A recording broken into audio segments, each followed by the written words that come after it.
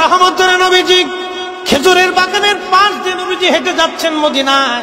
একটা উট দৌড়ে আসছে।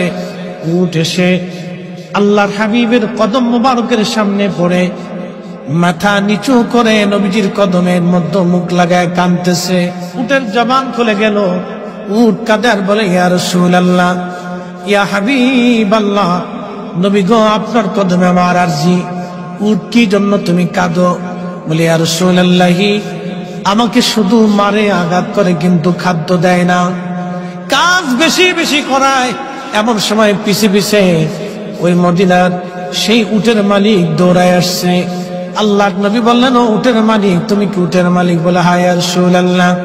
তুমি কি তাকে খাবার কম দাও, কাজ বেশি করাও এবং মাঝে মধ্যে তারে পিটাও? বলে, ইয়া রাসূলুল্লাহ, কি করে আপনি জানলেন? বলে, উট এসে তোমার বিরুদ্ধে আমার কাছে অভিযোগ পেশ করেছে। একবার জোরে বলা যাবে কি আল্লাহু আকবার। বিশ্ববিখ্যাত আল্লাহর একজন ওলি ছিলেন, তার নাম হযরত মালিক ইবনে দিনার আল ইরাকি আল বসরি রাহমাতুল্লাহ আলাইহি। হযরত মালিক ইবনে দিনার তিনি প্রত্যেক বছরে মক্কায় হজ করার জন্য ইরাকের বসরা থেকে আসতেন।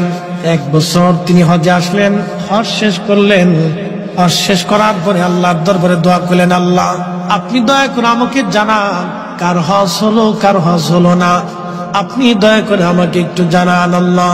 উনি দোয়া করলেন, কান্নাকাটি করলেন, আল্লাহ, এত মানুষ হজে আসলো, কিন্তু দোয়া কবুল হলো কি হলো না জানা নাই। আল্লাহ রাব্বুল আলামিন রাত্রিবেলা হযরত মালিক ইবনে দিনারকে স্বপ্ন দেখাইলেন, মালিক রে, সবার হজ আমি আল্লাহ কবুল করেছি, সবার জীবনের গুনাহ আমি আল্লাহ মাফ করে দিয়েছি, কিন্তু একজন মানুষের দোয়া এবং একজন মানুষের হজ আমি আল্লাহ কবুল করি নাই, এবং একজন মানুষকে আমি আল্লাহ ক্ষমা করি নাই। লক্ষ লক্ষ মানুষ আমি মাফ করছি, কিন্তু একজনকে মাফ করি।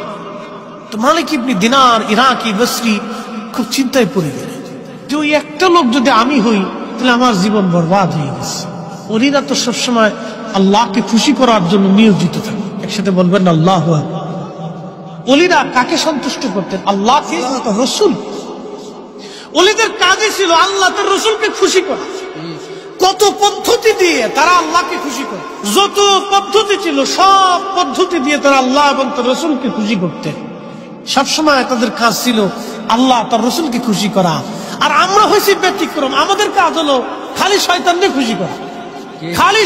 খুশি করা, যার কারণে